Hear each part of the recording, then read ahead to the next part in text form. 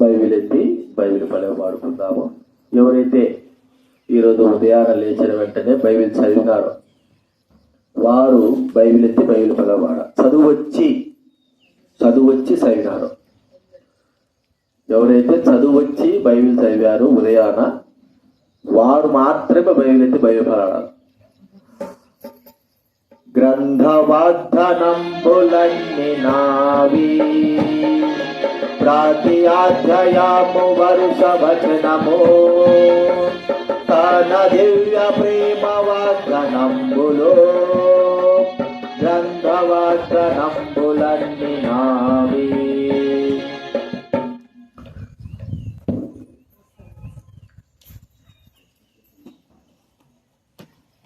ఈరోజు ఎందుకు చదవాలి మీరు బైబిల్లో?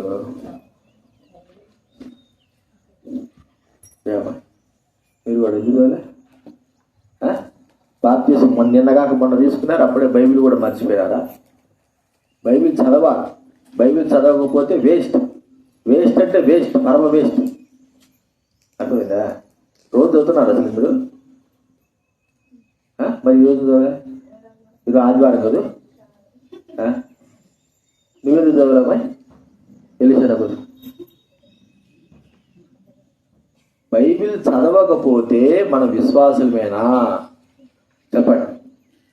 లేచిన వెంటనే ఏం చేయాలి? మొట్టమొదటిగా ఏమాదిరైనా లేడమే లేదా? నువ్వు ఎన్నికనే లేయి, అది అనవసరం. నువ్వు బైబిల్ చదివిన తర్వాత బయటికి పోవాలి, అది పద్ధతి. కానీ ఈరోజంతా అన్నం తినకూడదు మీరు నిజంగా. సరే, ప్రార్థన చేసుకుందా. పరలోకమందున్న తండ్రి, యేసు ప్రభువు నామమున మీకు వందనాలు ప్రభువా. ఈరోజు మీ పాసంతులకు వచ్చి ఆరాధించి కనపరచాలని, మిమ్మల్ని స్తుతించి మహింపరచాలని మీ సన్నిధికి వచ్చి ఉంటున్నాం. అయితే ప్రభువా, మీ వాక్యమును బట్టి మేము మిమ్మల్ని స్తుతించి కనపరచుటకు సహాయం చేయండి. దైవవాక్యం ద్వారా వినగల చెవి, గ్రహించగల మనసు దయచేయండి ప్రభువా. మీ సన్నిధిని కాపుదలను చూసుకొని చేస్తుంటున్నాం. ఇంకెవరైతే రాలేదో ప్రభా, వారందరినీ మీరు నడిపించు నాయన, సహాయం చేయండి. మహిమా ఘనత స్థితి ప్రభావాలు చెల్లిస్తూ కృతజ్ఞతలపై వందనాలు చెల్లిస్తూ ముఖ్యంగా వాతావరణం మీరు స్వామించుకో ప్రభా. తండ్రి, ఎటు ఆపు లేని ఆధారం లేని పరిస్థితి ఉంది కాబట్టి ప్రభా, ఈ దినమంతా కూడా మీ హస్తం ఉంచవలసి మనం చేస్తుంటున్నాం. కనికరించండి. కృతజ్ఞతాపూర్వక వందనాలు చెల్లిస్తూ యేసు నామమున ప్రార్థించడి వేడుచున్నాము తండ్రి, ఆమేన్. దేవుని గ్రంథంలో నుంచి నిర్గమాకాండం 33వ అధ్యాయం. నిర్గమాకాండం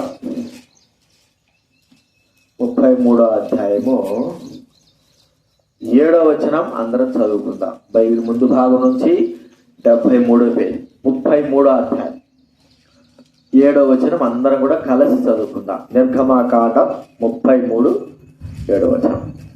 అంతట మోషే గుడారమును తీసి పాలెం వెలుపలికి వెళ్ళి పాలెమునకు దూరంగా దాన్ని వేసి దానికి ప్రత్యక్షపు గుడారముని పేరు పెట్టెను. యెహోవాను వెతికిన ప్రతివాడును పాలెమునకు వెలుపల ప్రత్యక్ష గుడారమునకు వెళ్ళుతూ వచ్చెను. అలాగే హెబ్రీ రాసిన పత్రిక బైబిల్ గనక నుంచి తీయండి, 209వ పేజీ. హెబ్రీలకు రాసిన పత్రిక 13వ అధ్యాయం 12వ వచనం మనం అందరం చదువుకుందాం. హెబ్రీ రాసిన పత్రిక 13వ అధ్యాయము 12వ వచనం అందరం చదువుకుందాం. దైవ గ్రంథం ఉన్న వాళ్ళు బైబిల్ వెనక నుంచి 209వ పేజీ. కావున యేసు కూడా తన స్వరక్తము చేత ప్రజలను పరిశుద్ధపరచుటకై గవిని వెలుపట శ్రమ పొందెను. 2 విషయాలు మనం చూస్తూ వచ్చాం. నిర్గమాకాండం 33వ అధ్యాయం 7వ వచనంలో మరి మోషే ప్రత్యక్షపు గుడారాన్ని తీసి పాలెం వెలుపలేసేసాడంట. పాలెం వెలుపల అంటే వారు నివసించేటువంటి ఆ స్థలం ప్రజల మధ్య నుంచి తీసుకువెళ్ళి పాలెం వెలుపల ఊరి బయట వేసాడు. వేసి దానికి ఏం పెట్టాడు? పేరు ప్రత్యక్షపు గుడారం అని పేరు పెట్టాడు. నిజంగా పాలెం వెలుపల ఉన్నటువంటి ఆ ప్రత్యక్ష గుడారంలోకి దేవుడు యెహోవాను వెతికిన ప్రతివాడు పాలెం వెలుపలున్న ఆ ప్రత్యక్ష గుడారం దగ్గరకు వెళ్ళుచూ వచ్చెను. అంతకుముందు ఎక్కడ ఉన్నట్లది మనం అర్థం చేసుకుంటే ప్రజల మధ్య గుడారాల మధ్య ప్రజలందరూ నివసిస్తున్న స్థలం మధ్య ఉండేది. అయితే ఎప్పుడైతే మరి ఎందుకు పాలెం వెలుపల వేయాల్సి వచ్చిందంటే 32వ అధ్యాయంలో మనం గమనిస్తే నిర్గమాకాండలో అక్కడ చేయకూడని కార్యం, బహు ఘోరమైన పాపపు కార్యం చేశారు ఇశ్రాయేలు. ఏం చేశారు చెప్పండి? ఆయన ఒక దూడం చేసుకొని ఇదే ఇశ్రాయేలు ఇదే మనల్ని ఐగుప్తు నుంచి తీసుకొచ్చిందని వాళ్ళు దూడం చేసుకుని ఆరాధిస్తూ చిందులు వేస్తూ పాటలు పాడుతూ ఉన్నారు. అది చేయరాని కార్యం, దేవుడికి చాలా పాపమైన కార్యం. ఆ కార్యమును బట్టి ఏం చేశాడంటే మరి మోషే ఆ దూడను, ఆ యొక్క బంగారం దూడను నీళ్ళలో కలిపేసాడు, పొడి చేసి పారేశాడు. మరి అలాగ చేసిన తర్వాత మరి వీళ్ళు లోబడిన ప్రజలని ప్రభు చెప్తా ఉన్నాడు, వీళ్ళని క్షమించు. మరి మోషే కూడా అంటున్నాడు, ప్రభు లోబడరు, వీళ్ళని క్షమించని చెబుతూ అక్కడ ఏం చేశాడంటే తర్వాత మరి ఆ గుడారాన్ని తీసేసి ఈ ప్రజల మధ్య ఉండకూడదు, తీసుకుని వెళ్ళి ఎక్కడ వేసాడంటే పాలె వెలుపల వేసి అక్కడ ఒక స్థలం పెట్టి ఆ స్థలంకి ఏం పేరు పెట్టాడు? ప్రత్యక్షపు గుడారం అని పేరు పెట్టాడు. ఇక్కడ మనం చూస్తా ఉంటే దేవుడి సన్నిధిలో ప్రజల మధ్య ఉండవలసిన గుడారాన్ని తీసుకుని వెళ్ళి ప్రజలకు అవతల వేసినాడు. అయితే యెహోవాను వెతికిన ప్రతివాడు, దేవుని వెతికిన ప్రతివాడు ఎక్కడికి రావాలంటే ఆ దేవుడి స్థలంలోకి వచ్చేవాడుగా ఉంటాడు. ఇప్పుడు ఆరాధించేవాడు అక్కడికి రావాలి, బలి అర్పించేవాడు అక్కడికి రావాలి, నైవేద్యం అర్పించేవాడు అక్కడికి రావాలి. ఒకవేళ ఏదైనా సమస్య ఉన్నప్పుడు కూడా నా యాజకులైన వారు ఆ ప్రాంతంలో నివసిస్తారు కాబట్టి అక్కడికి రావాలి. అంటే ప్రతిదానికి కూడా దేవుడి సన్నిధికి రావాలి. ఇది నాన్న కూడా మనము ఎక్కడికి వచ్చామంటే దేవుడి సన్నిధికి. ఎక్కడుంది ఈ మందిరము? పాలెము వెలపలో ఉంది. ఇప్పుడు ఆరాధించే మనం అందరం కూడా దేవుడి సన్నిధికి వచ్చాం. అయితే ఇది భౌతిక సంబంధమైనటువంటి మరి కట్టడాలతో కట్టుకున్న స్థలం. అయితే ఆత్మ సంబంధమైనటువంటి మందిరం, అది మనం ప్రభు అయిన యేసుక్రీస్తు వారు ఏర్పాటు చేశాడు. అది ఏంటంటే మన జీవితం, మన యొక్క శరీరం. ప్రభు అయిన యేసుక్రీస్తు వారు మన హెబ్రీ పత్రికలో 13 చదువుకున్నాం కదా, 12 ఆయన మరి గవిని వెలుపట అనగా ఊరి బయట ఏమైపోయాడు? ఆయన సిలువ వేయబడ్డాడు. ఏ స్థలమైతే సిలువ వేయబడ్డాడో యెరూషలేములో కాకోకుండా యెరూషలేము బయట గోల్గొతా కొండ పైన ఆయన సిలువ వేయబడ్డాడు. ఆ స్థలము ఆయన ఎందుకు సిలువ వేయబడ్డాడంటే మనం ఆలోచిస్తే అక్కడ అది గొప్ప స్థలం. అది ప్రభువును ఆరాధించడానికి స్థలం, దేవుడు ఏర్పాటు చేస్తారు. ఇప్పుడు మనం ఇక్కడ చూస్తూ ఉంటే ప్రభు మందిరంలోకి భౌతిక సంబంధమైన స్థలంలోకి వచ్చి ఆరాధిస్తూ ఉంటున్నాం. ఏమని ఆరాధన చేస్తుంటున్నాం? ఎందుకు ప్రభువు ఇక్కడ మనం చూస్తే ప్రత్యక్ష గుడారాన్ని బయట వేశాడు అని ఆలోచిస్తే కొన్ని విషయాలు మనం జ్ఞాపకం చేసుకుందాం. దేవుడు ఎప్పుడు తన సన్నిధి ప్రజల మధ్య ఉండాలని ఆయన కోరుకున్నాడు కదండి. ఎప్పుడైనా సరే తన సన్నిధిని ఆయన అన్నాడు. నిర్గమాకాండం 25వ అధ్యాయము 8వ వచనం చదవండి ఎవరైనా. నిర్గమాకాండం 25:8. నిర్గమాకాండం 25వ అధ్యాయం 8వ వచనం చదవండి. నేను వారిలో నివసించున్నట్లు పరిశుద్ధ స్థలమును నిర్మించిన. అయితే ఆయన సన్నిధి అక్కడ ఉండలేకపోయింది. ఎందుకంటే వారు చేసినటువంటి తప్పును బట్టి ఆయన ఆ పరిశుద్ధ స్థలాన్ని తీసుకుని వెళ్ళి పాలెం వెలుపల వేసేసినాడు. ఎప్పుడు కూడా ప్రజల దగ్గర ఆయన సన్నిధి ఉండాలని కోరుకోవడమే, కానీ పాపమును బట్టియే మనము ఆయన సన్నిధిని ఏం చేసినామో కోల్పోయినాం. మనకు బాగా తెలుసు, దేవుడి సన్నిధి మొదటగానే ఆదాముల కాలంలోనే ఆయన సన్నిధిని మనం ఏమైపోయినామో దూరం చేసుకున్నాం. ఆదాము అవ్వలు వారిద్దరు కూడా ఎప్పుడు దేవుడి సన్నిధిలో ఉంటూ దేవుడి యొక్క మాటలు వింటుంటున్న వారు దేవుడి ఆజ్ఞను తిరస్కరించి వారు ఆ పండును తిని, మంచి చెడ్డలు తెలివించేటువంటి వృక్షమైన పండును తిని ఏం చేసంటే పాపం జరిగించారు. పాపం ఈ లోకంకి వచ్చిన తర్వాత వారు ఆ దినాల్లో దేవుని సన్నిధిలో ఉన్నారు. అయితే దేవుని సన్నిధిలోంచి వారు ఏమైపోయినారు? వెళ్ళగొట్టబడ్డారు. చూడండి, ఒక మాట మనం చూస్తే ఆదికాండం 3వ అధ్యాయం, బైబిల్ ముందు భాగం చూడండి. 3వ అధ్యాయము 24 వచ్చి చదవండి ఎవరైనా. ఆది కాండం 3వ అధ్యాయం 24 వచ్చారు. ఆది కాండం 3వ అధ్యాయము 24 వచనం. అప్పుడు ఆయన ఆదామును వెళ్ళగొట్టి ఏదేను తోటకు తూర్పు దిక్కున కెరూబులను జీవవృక్షమునకు పో మార్గము కాచుటకు తిరుగుతున్న ఖడ్గజ్వాలను నిలవబెట్టను. ఆదామును వెళ్ళగొట్టి, అంతకుముందు ఆదాము దేవుని సన్నిధిలో ఎప్పుడు దేవుని సన్నిధిని అనుభవించిన వాడు ఆదాము. వాళ్ళు ఎప్పుడైతే వారు పాపం చేశారో వెంటనే వారు దేవుని సన్నిధికి ఏమైపోయినారు చెప్పండి? దూరం అయిపోయినారు. ఎంత దూరం అయిపోయినారంటే చెప్పలేనంత దూరంగా వాళ్ళు వెళ్ళిపోయినారు. ఇప్పుడు తిరిగి ఆయన తన సన్నిధిని తన ప్రజల మధ్య ఉంచాలని కోరుకుంటే అదే ప్రకారంగా ఆదాము అయితే ఏ ప్రకారంగా పాపం చేశాడో ఇశ్రాయేలు కూడా అదే ప్రకారంగా పాపాన్ని చేశాడు. కాబట్టి ఏం చేశాడంటే వీళ్ళ మధ్య ఉండకూడదు దేవుని సన్నిధిని మరి ఊరి బయట వేసేశాడు. చూడండి, దేవుని సన్నిధి మనకు మన పాపాలు బట్టి దూరం బహుదూరం మనుషులు బట్టి పరిస్థితులను బట్టి దూరం చేయబడతాందే గాని దగ్గరికి రావడం లేదు. ఇలాగే మరి మన పరిస్థితి ఏమిటి? మనము దేవుని సన్నిధిలో ఉండకపోతే మన జీవితాన్ని పట్టించుకునే వారెవరు? మన విషయమై మనం మరి ఎలాంటి పరిస్థితి మనం ఆలోచించాలి? ప్రియమైన వారినరా, దేవుడు ఆయన ఎల్లప్పుడూ మనం ఆయన సన్నిధిలో ఉండడానికి కొరకాయి ఇప్పుడు ఏం చేశాడంటే ఊరి గవిని వెలుపల మన కొరకే వెళ్ళి బలియాగముగా అర్పణగా ప్రభువైన యేసుక్రీస్తు వారు చేయబడి ఇప్పుడు మనము దేవుని సన్నిధిలోకి వెళ్ళి ఆరాధించాల్సినంత అవసరత లేకోకుండా ఏమైపోయిందంటే ఆయన బయట ఎక్కడెక్కడో ప్రత్యక్ష గుడారాల మధ్య కాదు ఉండాల్సి ఉండేది. ఇప్పుడు ఆయన మనలో మన జీవితంలోకి మన యొక్క శరీరంలోకి ఆయన వచ్చాడు. ఇప్పుడు ఏమి చెప్పబడింది? 1 కొరింథీ రాసిన పత్రిక 3వ అధ్యాయం. 1 కొరింథీ రాసిన పత్రిక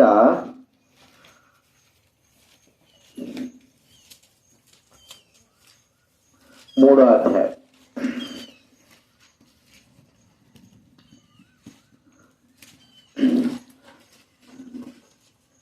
16 వచ్చిన చదవండి ఎవరైనా. 1 కొరింథీ 3:16. మీరు దేవుని ఆలయమై ఉన్నారు, దేవుని ఆత్మ మీలో నివసించుతున్నదని మీరు ఎరుగరా. చాలు, మీరు దేవుని ఆలయమై ఉన్నారు. ఎలాంటి ఆలయం? ఈ ఆలయం ఎక్కడ చేయబడింది? 6వ అధ్యాయం 19 వచ్చింది చూడండి. 6వ అధ్యాయము 19 వచ్చింది. 6:19. మీ దేహము దేవుని వలన మీకు అనుగ్రహింపబడి మీలోనున్న పరిశుద్ధాత్మకు ఆలయము ఉన్నదని మీరు ఎరుగరా. మీలోనున్న పరిశుద్ధాత్మకు. చూడండి ఎంత చక్కటి మాట. అంటే ఇప్పుడు పాల వెలుగులున్న ప్రత్యక్ష గుడారాన్ని తీసి ఆయన మన శరీరాన్ని తన యొక్క ఆలయముగా చేసి ఉంటున్నాడు. చూడండి ప్రియమైన వాళ్ళరా, దేవుడు తన సన్నిధిని మనంతకు మనమే మన చేతులారా పోగొట్టుకుంటే ఆయన ఎన్నిసార్లు మనము మన చేతులారా తన సన్నిధిని పోగొట్టుకుంటున్నాను గుర్తించి మన కొరకై మన జీవితం కొరకై మన సన్నిధిని తనకి ఇవ్వడానికి కొరకై యేసుక్రీస్తు వారు పాలే వెలుపల చనిపోయి సమాజబడిన తిరిగి లేచి మన శరీరాల్ని తన ఆలయంగా మార్చివేశాడు. ఇప్పుడు మన ఆలయం ఎక్కడుంది చెప్పండి? దేవుని ఆరాధించే స్థలము మన శరీరముగానే చేయబడింది అని మనం గుర్తించుకోవాలి. కాబట్టి గుర్తించుకుందాం. ఆ దినాల్లో మరి ప్రత్యక్ష గుడాలు ఊరి బయట వెలుపట వేశాడు, పాపాన్ని బట్టి వేశాడు. అదే పరిస్థితి జరుగుతూనే వచ్చింది. ఒకవేళ మనం ఆలోచించాలంటే ఇప్పటికి కూడా ఆ ఆలయము మరి పడగొట్టబడింది. చివరికి పూర్తిగా యెరూషలేము ఆలయాన్ని దేవుడు ధ్వంసం చేసేసాడు, పునాదులతో సహా పీకి పారేశాడు. కారణం ఏంటంటే పాపము. ఆ పాపము దేవుని ఆలయంలో కూడా వచ్చేసింది. కాబట్టి ఇలా కాదు, ప్రతి మనుషుని యొక్క శరీరాన్ని ఆయన ఆలయంగా చేసుకుని ఆయన నివసించాలని కోరుకున్నాడు. ఈ దినాన మనము ప్రభువును ఆరాధించే బాధ్యతను మనలో ఉన్న మన శరీరాన్ని ఆలయంగా చేసుకున్నాడు కాబట్టి ప్రభువు హృదయపూర్వకంగా ఆరాధించి గణపరచాలి. ఇది మొట్టమొదటి మనం చూస్తుంటాం. మన శరీరం ఆయన యొక్క ఆలయం. రెండోది మనం చూస్తా ఉంటే ఇక్కడ మనం ఈ ఆలయమును ఎలాగ చేశాడంటే ప్రాయచిత్తార్థపు బలి చేయబడినటువంటి స్థలముగా. దేవుని ఆలయంలో ఏముంటుంది చెప్పండి? దేవుని మందిర ప్రత్యక్ష గుడారంలో బలులు కదండి, బలులు నిర్పిస్తారు. ద్వితీయోపదేశ కాండం చూడండి, ద్వితీయోపదేశ కాండం 12వ అధ్యాయం, ద్వితీయోపదేశ కాండం 12వ అధ్యాయము 13వ వచనం చదవండి ఎవరైనా. నీవు చూచిన ప్రతి స్థలమున అర్పింపకూడదు సుమి, అర్పింపకూడదు. 6వ వచనం చదవండి. అక్కడికే మీరు మీ దహన బలులను చాలు మీ దహన బలులను ఏం చేయాలంటే తీసుకుని రావాలి. చివరి వరకు చదివితే వాటిని తీసుకుని, ఎక్కడ దేవుని సన్నిధిలో ఏముంది? ప్రాయచిత్తము అనేది మనము చూస్తా ఉంటున్నాం. ఇప్పుడు ప్రాయచిత్తము చేయబడేటువంటి ఈ స్థలములో దేవుని సన్నిధి ఉండలేకపోతాం. ఆ దినాల్లో మరి ప్రతి ఒక్కరు కూడా ఎక్కడెక్కడ తిరిగినా, ఏ ప్రాంతంలో ఉన్నా, యెరూషలేము చుట్టుపక్కల ఎక్కడున్నా సరే, వాడు తప్పు చేశాడంటే వెంటనే గొర్రెను గాని, ఒక పావురవుని గాని, లేకపోతే ఒక ఎద్దును గాని, లేకపోతే నైవేద్యాన్ని గాని తీసుకొచ్చేవాడు. ఎక్కడ తీసుకురావాలి? ఎక్కడ పడితే అక్కడ చేసేదని కుదరదు. దేవుని సన్నిధిలోకి మాత్రమే తీసుకురావాలి. అది కూడా ఎక్కడుంది? ఊరి వెలపట ఉన్నటువంటి స్థలాన్ని మనం చూస్తుంటున్నాం. కొంతమంది అయితే వచ్చేవారు కాదు. కొంతమంది తర్వాత మనం చూస్తుంటే ఈ మొదటి రాజు గ్రంథంలో 12వ అధ్యాయం తర్వాత నుంచి మనం చూస్తే అక్కడ బలు అర్పించారు. బేతేల్లో ఒక దూడలు పెట్టేశారు. ఇక్కడే మీరు బలు అర్పించుకోవాలి, ఇక్కడికే పోవాలని. మరి అంత కూడా చల్లాచలు చేస్తూ వచ్చారు. అంటే ప్రాయచిత్తము దేవుని సన్నిధిలో ఉంది అనేది మనం ఒకసారి గుర్తించుకోవాలి. మరి ఆ దేవుని సన్నిధి లేకపోతే ఎక్కడ ఉంటుంది? బైబిల్ గ్రంథంలో మనం చూస్తే యెషయా గ్రంథం 6వ అధ్యాయంలో చూడండి. యెషయా గ్రంథం 6వ అధ్యాయం, 6వ అధ్యాయము 6వ వచనం చదవండి ఎవరైనా. అప్పుడు ఆ శరాపుడులో ఉన్నప్పుడు కారుతో తీసిన నిప్పుడు చేత పట్టుకొని ఎగిరి వచ్చి తగిలించి, ఇది నీ పెదవులకు తగిలడు కనుక ప్రాయచిత్తమాయను తొలగిపోయినా. నేను ఎక్కడ తీసాంటండి? బలిపీఠం దగ్గర నుంచి. బలిపీఠం ఎక్కడ ఉంది? దేవుని ఆలయంలో, దేవుని మందిరంలో ఉంది. ఇప్పుడు ప్రాయచిత్తం చేసేటువంటి బలిపీఠం లేదు, దేవుని సన్నిధి లేదు. ప్రియమైన వాళ్ళరా, అయితే ప్రభువైన యేసుక్రీస్తు వారు ఆ యొక్క మరి ఊరి వెలుపట ఆ కొండపైన, గొలగొతా కొండపైన ఒక బలిపీఠం వలె ఆయన బలిపీఠం మీద ఎలాగైతే బలి పశువును వధించి అర్పిస్తారో అలాగ ప్రభువైన యేసుక్రీస్తు వారు మన కొరకై అక్కడ అర్పింపబడ్డాడు. అర్పింపబడి ఏం చేశాడంటే, ఇప్పుడు ఆలయంలోనే ప్రాయచిత్తం కాదు. ఆలయం దగ్గరకు వస్తే ఏం చేయాలి చెప్పండి? ప్రాయచిత్తం కావాలా, పాపాలు క్షమింపబడాలంటే గొర్రెను, మేకను ఖచ్చితంగా ఎక్కడ తీసుకురావాలా? దేవుని ఆలయానికే తీసుకురావాలి. ఎక్కడ తీసుకురావడం? ఇప్పుడు ప్రాయచిత్తం ఎక్కడ జరుగుతుంది? యేసు నామములో ఎక్కడైనా సరే కదండి. మీరు దేవుని మందిరంలోనే రక్షణ పొందాను అన్నవాళ్ళు చేయొద్దండి. నేను దేవుని మందిరంలోనే రక్షణ పొందాను అన్నవాళ్ళు 1, 2, 3, 4, 5 మంది. దేవుని మందిరంలో కాదు, వేరే స్థలంలో నేను రక్షణ పొందాను అన్నవాళ్ళు చేయొద్దండి. అర్థం కలలేదు. దేవుని మందిరంలో అంటే ఇంకా వాక్యం, దేవుని మందిరంలో ఉన్నప్పుడు వాక్యం చెప్పేటప్పుడు రక్షణ తీర్మానం చేసుకోవడము అనేది అర్థమైందా? అది అట్లా కాకపోకుండా ఎక్కడైనా మీటింగ్లు జరుగుతూ ఉంటాయి, ఇళ్ల కాడ మీటింగ్లు జరుగుతూ ఉంటాయి, అక్కడెక్కడ మీటింగ్లు జరుగుతూ ఉంటాయి. అక్కడ ఏమైనా వాక్యం ఉన్నప్పుడు మీరు రక్షింపబడ్డారా? 1, 2. అర్థమైందా మీకు? అర్థమైందా? ఇండ్ల దగ్గర మీటింగ్లు జరిగేటప్పుడు వాక్యం వింటే రక్షణ పొందుతారు కదా, ఆ అనుభవం.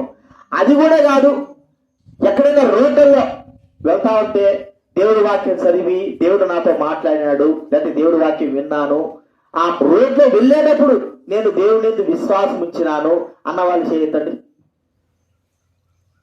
1 అంతే. నేను కూడా అంటే దేవుని మందిరంలోనే పాప క్షమాపణ ఉంది. అది ప్రాయచిత్తం. పాతకాలంలో దేవుని సన్నిధిలో ప్రాయచిత్తం ఉంది. ఇప్పుడు అది దేవుని మందిరం లేదు. కానీ ఎక్కడ ప్రాయచిత్తం ఉందంటే యేసు నామములో మనం ఎక్కడైనా సరే, ఏ స్థలంలో అయినా సరే అడిగినప్పుడు మనకేం కలుగుతుంది? పాప క్షమాపణ కలుగుతుంది. కాబట్టి ఇప్పుడు మనం ఆలోచించేదంటే ప్రాయచిత్తము మరి ఆ దినాల్లో దేవుని మందిరంలో జరిగేది, బలులు తీసుకొచ్చేది. అయితే ఆ ప్రాయచిత్తంగా ప్రభువైన యేసుక్రీస్తు వారు తానే జరిగించి ఏ స్థలంలోనైనా సరే మనం ప్రాయచిత్తం పొంది పాప క్షమాపణ పొందగలిగేటువంటి అవకాశము దేవుడు మనకు అనుగ్రహించాడు. లేకపోతే మనం పాప క్షమాపణ పొందాలంటే యెరూషలేముకే వెళ్ళాలా, లేకపోతే దేవుని మందిరానికే వెళ్ళాలా, పోతామో పోమో తెలియదు, ఉంటామో ఉండమో తెలియదు. కానీ ఏ స్థలంలో అయినా సరే దేవుడు పాపక్షమాపణ అనుగ్రహించేటువంటి బాధ్యత మనకు ఇచ్చాడు. కేవలము యేసు నామంలో ప్రభువా నేను పాపిని, నా పాపాలు క్షమించని మనం ఎప్పుడైతే అడుగుతామో ఏ స్థలంలో ఎక్కడున్నా సరే ఆయన రక్షణ అనుగ్రహించేవాడు, రక్షణ ఇచ్చేవాడు. చూడండి మన భక్సింగ్ గారు చూస్తే ఆయన షిప్లో పోతా ఉంటే ఏం చేసినాడు, పడవలో షిప్లో పోతా ఉంటే అక్కడ దేవుని ఆరాధన జరుగుతూ ఉంటే అక్కడ రక్షింపబడ్డాడు కదండి. కొంతమంది సముద్రంలో, కొంతమంది రోడ్లలో రక్షణ యేసు నామంలో మన నోట్లోనే ఆయన నామం ఉంచి రక్షణ ప్రభువా నాకు రక్షణ దయచేయంటే సార్ రక్షించబడతాం. కాబట్టి ఊరి వెలుపల ప్రాయచిత్తం అనేది మనకు దొరికింది.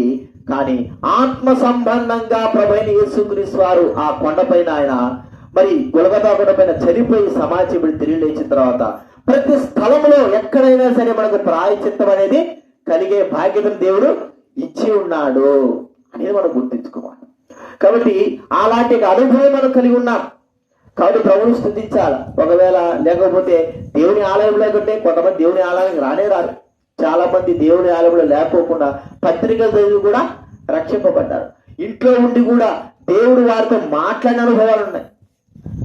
సాధు సింగ్ గారు ఏ మందిరానికి వెళ్ళాడు, ఏ మందిరానికి వెళ్ళాలా, కానీ రక్షింపబడ్డాడు, దేవుడితో సంధించాడు. ఏ స్థలమైనా సరే, ఇంట్లో కావచ్చు, బయట కావచ్చు, దేవుడు సంధించిన స్థలాలు ఎక్కడైనా ఉంటాయి.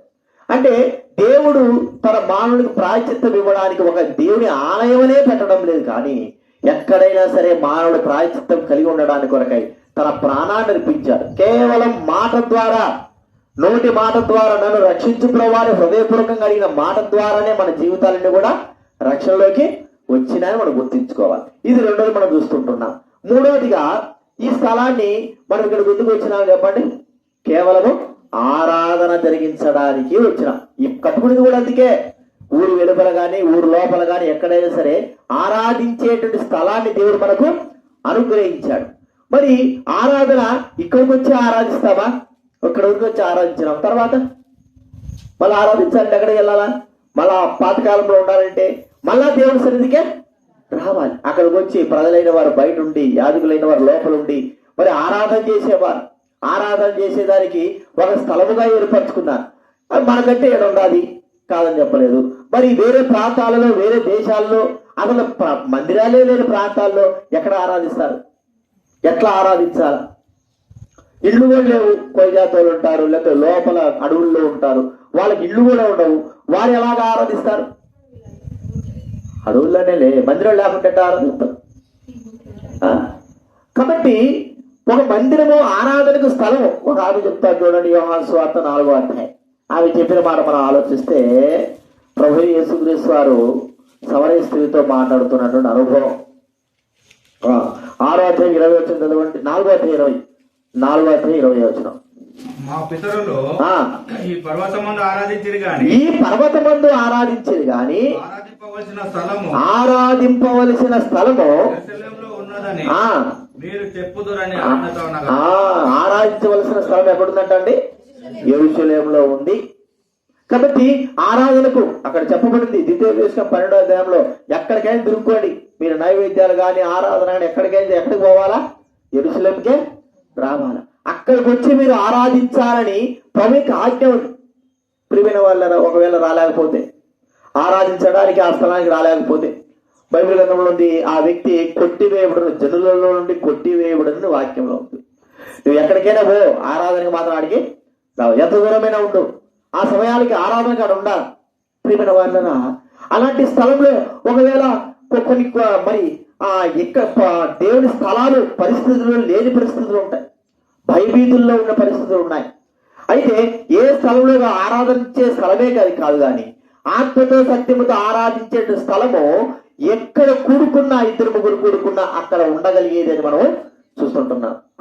అపోస్తలుల కార్యం 1వ అధ్యాయం మనం గమనిస్తే అక్కడ యేసు ప్రభు వారు పరలోకి వెళ్ళిపోయిన తర్వాత 120 మంది ఒక స్థలంలో కూడుకొని ఆరాధన చేస్తూ ప్రార్థన చేస్తున్నారు. అదేమన్నా దేవుని ఆలయమా? వాళ్ళకందరికి ఆజ్ఞ దేవుని ఆలయం దగ్గరకు వచ్చే ఆరాధించాలి. కానీ వారు ఆత్మతో సత్యముతో ఆరాధించే బాధ్యతను వాళ్ళకు అనుగ్రహించాడు. వారు ఇళ్లలో కూడుకుంటున్నారు, బైబిల్తో ఉంటున్నారు, దేవుని ఆలయాలకు పోలేకపోతుంటున్నారు. పోయినా కూడా వారు అక్కడ ఉన్న పరిస్థితులను బట్టి ఆ ప్రభువైన యేసుక్రీస్తు వారిని ఆరాధించాలి. ఆరాధించడానికి వారికి అక్కడ మరి ఎంత మాత్రము యోగ్యత లేదు. ప్రియమైన వాళ్ళు, అందుకే వారు 10 మంది కానీ 20 మంది కానీ 100 మంది కానీ కూడుకున్న స్థలమే ఆరాధించేటువంటి స్థలం. ఇది నాన్న దేవుడు మనకి ఇక్కడ స్థలం ఇచ్చాడు. ప్రభువును ఆరాధన ఇక్కడికి వచ్చాం. అయితే ఇక్కడేని కాదు కానీ మనం వారమంతా కూడా ఎక్కడ కూడుకున్నా, ఏ స్థలంలో కూడుకున్నా ప్రభువును ఆరాధించే, ఆత్మతో సత్యంతో ఆరాధించే బాధ్యతను ఇచ్చినాడు. కాబట్టి ఉదయం లేస్తేనే ఆరాధన చేసినారా ఎవరైనా? కాబట్టి మందిరానికి వచ్చి ఆరాధన చేయాలన్నా?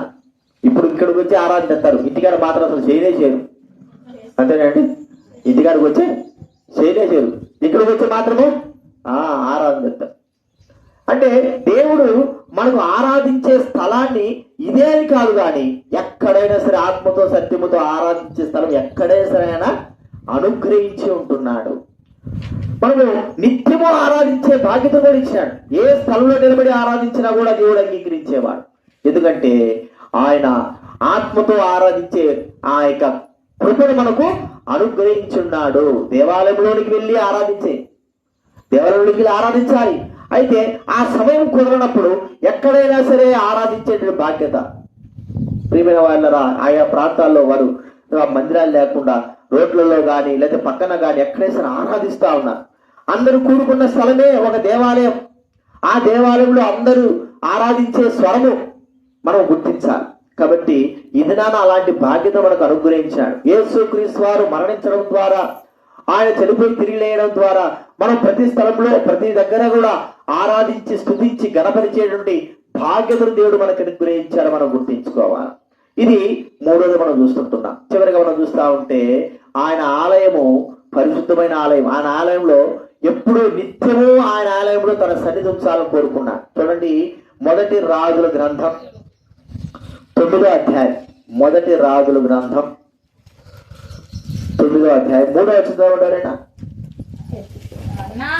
నా సముఖమందు నీవు చేసిన ప్రార్థన విన్నపములను నేను అంగీకరించదునే. నా నామమును అక్కడ సదాకాలం ఉంచుటకు పరిశుద్ధపరచి ఉన్నాను. నా మనస్సును అక్కడ ఉండును. నా దృష్టి, నా మనస్సు ఎక్కడండి? యెరూషలేములో, సొలొమోను కట్టించినటువంటి దేవాలయంలో ఎల్లప్పుడు ఉండునని చెప్పాడు. కానీ ఆ దేవాలయంలో ఏం జరిగిందో మనం బాగా తెలుసు. పాపము, మరి దొంగలు ఊగా చేయడం, వ్యాపారము, దీనిని బట్టి వారు చేసిన తప్పులు బట్టి దేవాలయాన్ని దేవుడు ధ్వంసం చేసేసాడు. అయితే దేవుడు సన్నిధిలో దేవుడు ఎప్పుడు మనతో ఉండాలని కోరుకున్నాడు. మనం కూడా ఎప్పుడు ఆయనతో ఉండాలని కోరుకున్నాడు. మరి ఇప్పుడు ఆలయము ఆయనతో పాటు మనము సదాకాలం ఉండాలి. ఒకవేళ ఇది ఉంటుంది అనుకోండి, ఇది ఈ రోజు ఉంటుంది, రేపు పోతుంది. లేకపోతే మనం ఉంటామా? మనం కూడా ఉండం. మనం కూడా శాశ్వత కాలం ఉంటామా? ఉండం. మరి సదాకాలం దేవుడితో ఉండాలి. ఈ ఏర్పాటు మనకు అవసరం. సదాకాలం దేవుడితో ఉండడానికి కొరకై ప్రభువైన యేసుక్రీస్తు వారు ఏం చేశాడంటే ఆయన మరణము ద్వారా పరలోక రాజ్యం యొక్క ద్వారాలన్నీ కూడా తెరిచేశాడు. ఇప్పుడు మనము ఇక్కడ ఎన్ని రోజులైనా ఉండొచ్చు. 1 రోజు కాదు, 2 రోజులు కాదు, 100 రోజులు కాదు, 100 సంవత్సరాలు కాదు, ఎన్ని సంవత్సరాలైనా సరే ఇక్కడ వదిలిపెట్టాల్సిందే. సదాకాలము దేవుని ఆలయమైనటువంటి ఆ పరలోకంలోకి మనం ఉండగలిగే బాధ్యతను ఆయన మనతో ఉంటాడు, మనం ఆయనతో ఉంటాం.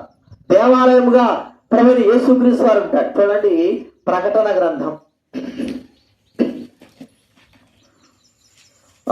21వ అధ్యాయం 22వ వచనం చదవండి. ప్రకటన 21వ అధ్యాయం 22. దానిలో ఏ దేవాలయమును నాకు కనబడలేదు. దేవుడకు ప్రభువును అయి ఉన్నారు. దేవుడకు ప్రభువును గొర్రె పిల్లియు దానికి ఏమై ఉన్నారంటండి? దేవాలయం. ఎవరు ఇప్పుడు అక్కడ? దేవాలయమే ప్రభువైన యేసుక్రీస్తు వారు. ఆ పరలోకమే ప్రభువైన యేసుక్రీస్తు వారు. ఆయన ఆవరించున్నారు. ఆ స్థలంలో మనం అందరం కూడా సదాకాలము ఆయన ఆశించిన రీతిలో, ప్రభువైన యేసుక్రీస్తు వారు ఆశించిన రీతిలో ఆయన మరణం ఎందుకైతే పొందాడు దాని విషయమై మనమందరం కూడా ఈ లోకం విడిచిన తర్వాత భౌతిక సంబంధమైన ఈ దేవాలయం వదిలిపెట్టేసి మరి ఆత్మ సంబంధమైనటువంటి ఆ దేవాలయం, పరలోక సంబంధ దేవాలయం, నిత్యం ఉండే దేవాలయం, సదాకాలం ఉండే దేవాలయం, ఆ ప్రభువుతో పాటు మనము నిత్యము అక్కడే ఉంటాం.